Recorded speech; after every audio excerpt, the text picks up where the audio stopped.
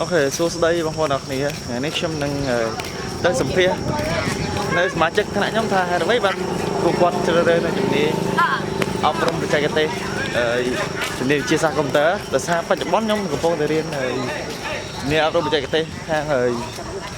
chúng đi chia sẻ công tơ nhóm đang từ số mà tuần thành nữa ok này chia sẻ chắc nhóm hết ấy ban gì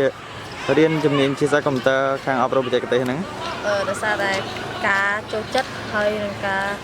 dột đang ở phía trái chia hàng một ok con mua ấy bình rong ruột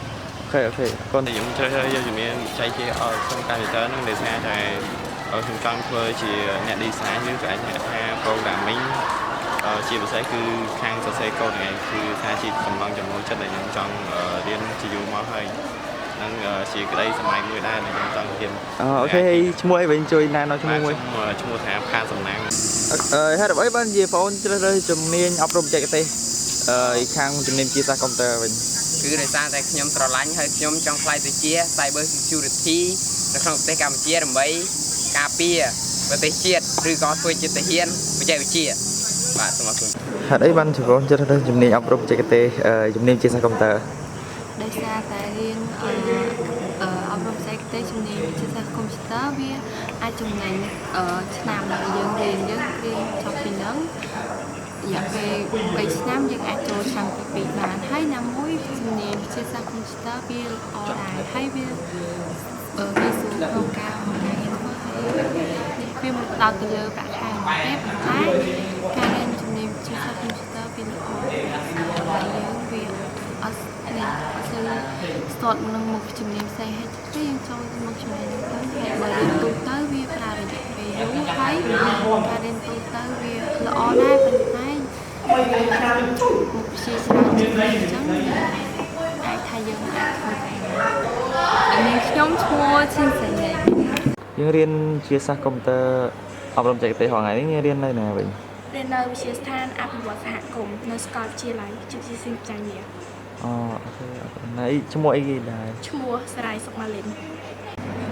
សេរីនិចចោយើងបច្ចុប្បន្ននៅវិទ្យាស្ថានអភិវឌ្ឍសហគមន៍យើងមានប្រហែលជំនាញដែរមាន5ជំនាញចុះជំនាញអីគេខ្លះជំនាញ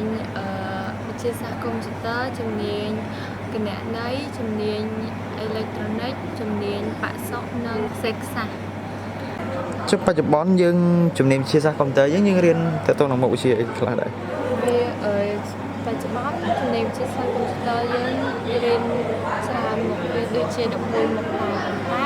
មុខវិជ្ជាដែលសំខាន់ហើយនៅផ្ដោតទៅលើកុំព្យូទ័រខ្លះគឺមុខវិជ្សមូលដ្ឋានគ្រឹះកុំព្យូទ័រព្រោះអីវារៀនអំពី hardware software data និង information អីជាដើមហើយនឹងកុំព្យូទ័រមកយើងស្គាល់រៀនអីច្រើនព្រោះយើងរៀនពី Excel ហើយទៅនេះការសេនេះផងតែក៏វាសំខាន់ខ្លះដែរព្រោះអីវាពេលយើងទៅធ្វើការក៏វាទៅការដល់ដែរ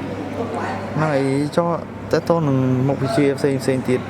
មុខវិជ្ជាផ្សេងទៀតវាដូចជាមុខវិជ្ជាលើដែលវាមានខ្មែរគណិតរូបអេឡិចត្រូនិកហើយនឹងការដំឡើងកុំព្យូទ័រវាសំខាន់ការដំឡើងកុំព្យូទ័រវារៀនពីការជួសជុលហើយនឹងការដំឡើងកុំព្យូទ័រថ្មីអូខេអរគុណសម្រាប់ការនិយាយដែលបានខុសក្បាយអរគុណជំរាបលា